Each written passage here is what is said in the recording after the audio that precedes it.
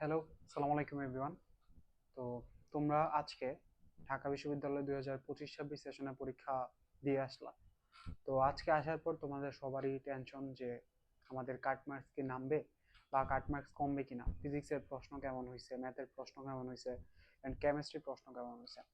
তো আজকে আমি আমার আমার বছর থেকে লাস্ট 1-2 বছরের আমার কিছু মানে এডমিশন ক্যান্ডিডেটদের মার্কস এবং হচ্ছে তোমার যে এক্সপিরিয়েন্স আছে সেখান থেকে বলবো যে কাট মার্কসটা আসলে কেমন হতে পারে।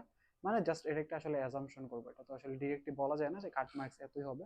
জাস্ট আমি তোমাদের একটা ধারণা দিব যে এত মার্কস রেঞ্জে পাইলে তোমার পজিশনটা এত থাকতে পারে, অথবা তুমি হচ্ছে এত মার্কস বা মিনিমাম কত মার্কস পাইলে তোমার হচ্ছে একটা সিট কনফার্ম হবে। সেই জিনিসগুলাই হচ্ছে আজকে আমরা বেসিক্যালি দেখবো। সো চলো কথা না বাড়িয়ে আমরা শুরু করি যে কাট মার্কস কত হতে পারে।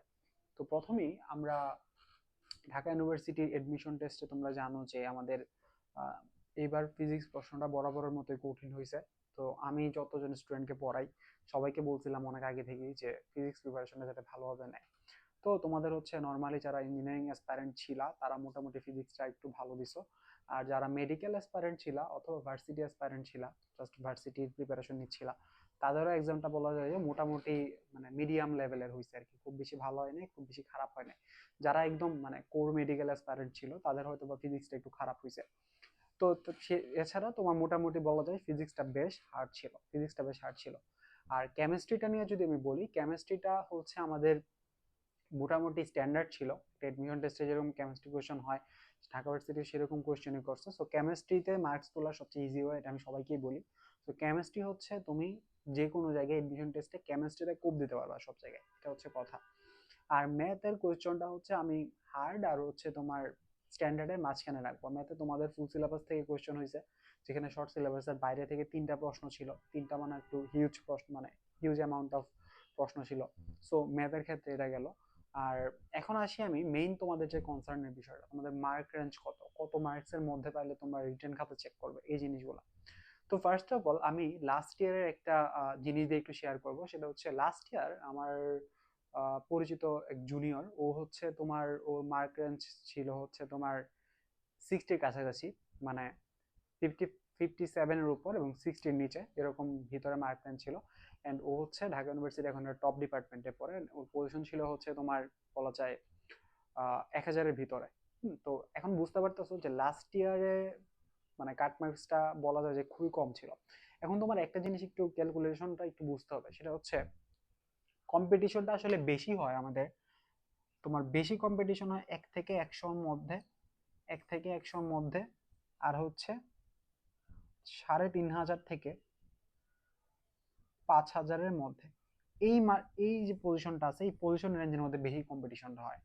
তুমি 1 থেকে 100-র মধ্যে দেখবা যে একজন হচ্ছে 75 পাইছে, আরেকজন 75.5 পাইছে। তো 75.5 পাইছে, ওর পজিশন আসছে ধরো 15, আর যে 75 পাইছে ওর পজিশন আসছে ধরো 65।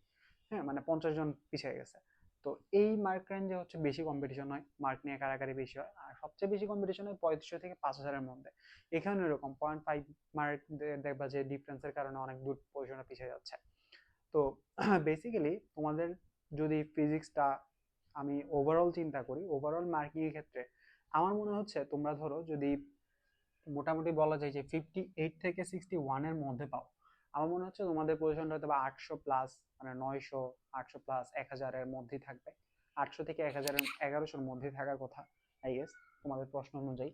আর কেমিস্ট্রিতে আসলে তোমাদের 62 থেকে যদি 66 পাও, মানে এই মার্ক রেঞ্জের মধ্যে পাইলে আমার মনে হয় তোমাদের পজিশনটা, আমি এখানে লিখছি 300 থেকে 800, বাট আমার মনে হয় 400 থেকে অথবা 800-র মধ্যে আর কি থাকতে পারে, এরকম একটা পজিশন তোমাদের হইতে পারে।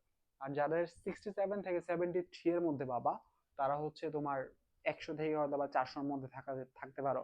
আর যারা এর বেশি পাবা, মানে 74 থেকে 80-র উপরে পাবা, তারা 1 থেকে 100-র মধ্যে থাকতে পারো। সো এই হচ্ছে আমার ওভারঅল, মানে আমার যে তোমার অ্যাজাম্পশনটা আছে, সেই অ্যাজাম্পশন অনুযায়ী আমার মনে হয় এরকম মার্ক রেঞ্জে তোমরা পাইলে হচ্ছে তোমাদের পজিশনে থাকতে পারে। এখন আমি তো এটা বললাম যে যারা মোটামুটি বলা যায় যে 1500 ভিতরে থাকবা, তাদের নিয়ে আমি কথা বললাম। কিন্তু এখন কথা হচ্ছে মানে কত পাইলে, মিনিমাম কত মার্কস পাইলে আমার একটা তোমার হচ্ছে সিট এনশিওর হবে। এখন আমি তোমাকে আগেই বলছি যে আমাদের যারা 3500 থেকে 5000-এর মধ্যে থাকে, মানে 3500 পরে চলে যায়, তাদের হচ্ছে মার্কটা মানে কম মার্ক অনেক বেশি ভেরি করে। ওই তোমার হচ্ছে 1 থেকে ধরো 1000-এর মধ্যে 1 মার্ক যেরকম ভেরি করবে, তোমার এখানে 1 মার্ক ভেরি করবে, আরো হচ্ছে 2000 কোশ্চেন পিছিয়ে দেয় এরকম। সো ওভারঅল আমি মনে করি তোমরা যদি রিটেনে 55 প্লাস পাও বা 53 বা 52 প্লাস পাও, সেই ক্ষেত্রে হয়তো বা তোমার ঢাকা ভার্সিটিতে মানে যারা পাশ করে আমাদের যে 9-10 হাজার, সেই 9-10 হাজারের ভিতরে তোমার পজিশনটা আসবে। এখন কথা হচ্ছে আসলেই তুমি সাবজেক্ট পাবা, কিন্তু এখানে দুইটা কেস আছে। তুমি হচ্ছে কোন সাবজেক্টটা দাগাচ্ছ। তুমি যদি ম্যাথ বায়োলজি দুইটাই দাগাও তাহলে তোমার সাবজেক্ট পাওয়ার প্রবাবিলিটি বেশি বাড়বে। আর যদি তুমি শুধুমাত্র ম্যাথ দাগাও অথবা শুধুমাত্র বায়োলজি দেখাও, সেক্ষেত্রে তোমার অর্ধেক সাবজেক্ট বাদ যাবে। যে সাবজেক্ট আছে সেখান থেকে অর্ধেক সিট বাদ যাবে। তো তোমার সিটের রেঞ্জটা আরো কমবে। সো সেই বিষয়টা হচ্ছে ম্যাটার করে আমাদের জন্য। আর আরেকটা বিষয় হচ্ছে কত মার্কস এমসিকিউতে পাইলে হচ্ছে তোমার রিটেন খাতাটা দেখবে। সো এমসিকিউতে আমাদের বলে দেয় যে পাস মার্কটা 24। তো এখানের মধ্যে অনেক মিসকনসেপশন আছে, সেটা হচ্ছে তোমার সাবজেক্ট ওয়াইজ পাস করতে হবে নাকি। সাবজেক্ট ওয়াইজ পাস পেলে কিছু নাই, ওভারঅল তুমি যদি 24 পাও তাইলে হচ্ছে তুমি পাস, মানে অন্যান্য ইউনিটের মতো না। এখন কথা হচ্ছে 24 পাইলে হবে না, তোমার এমন একটা মার্ক পাইতে হবে যে মার্ক পাইলে তুমি প্রথম 10,000-এর মধ্যে মধ্যে আসতে পারবা। কিন্তু প্রথম 10,000-এর মধ্যে আসতে যদি তোমার 25 পাইতে হয় তাহলে সেই মার্কটা 25। এখন এই মার্কটা আসলে শিওরলি বলা যায় না, মানে কেউই বলতে পারে না। বাট তুমি ধরে নিতে পারো যে তোমার হচ্ছে তুমি যদি 37 প্লাস পাও তাহলে মোটামুটি শিওর তোমার হচ্ছে রিটেন খাতাটা চেক করবে, তোমার রিটেন খাতাটা চেক করবে, মানে তুমি 10,000-এর মধ্যে আসো। হুম। আর বাকিটা হচ্ছে তোমার রিটেন মার্কের উপর ডিপেন্ড করবে আর কি। সো মোটামুটি বলা যায় যে এই হচ্ছে আমাদের ওভারঅল, মানে কত মার্কস পাইলে তুমি একটা তোমার একটা সিট এনশিওর হবে, কত মার্কস তোমার হচ্ছে মিনিমাম পাওয়া উচিত। আর হচ্ছে তোমরা যারা অলরেডি প্রিপারেশন মানে পরীক্ষা দিয়ে আসছো, সো এটা নিয়ে ভাবার মানে খুব একটা বেশি দরকার নাই। আরো নেক্সট পরীক্ষাগুলো আছে, ঢাকা ভার্সিটি রেজাল্ট দিতে প্রায় বলা যায় 1 মাসের বেশি সময় বা কম বেশি 1 মাস লাগবে। সো এইভাবে তোমরা হচ্ছে একটু ক্যালকুলেশন করে নিবা নিজের মতো করে, আর বাকিটা হচ্ছে তোমার নেক্সট পরীক্ষার জন্য প্রিপারেশন নিবা। যাদের বুয়েট এক্সাম, বুয়েটের জন্য প্রিপারেশন নিবা।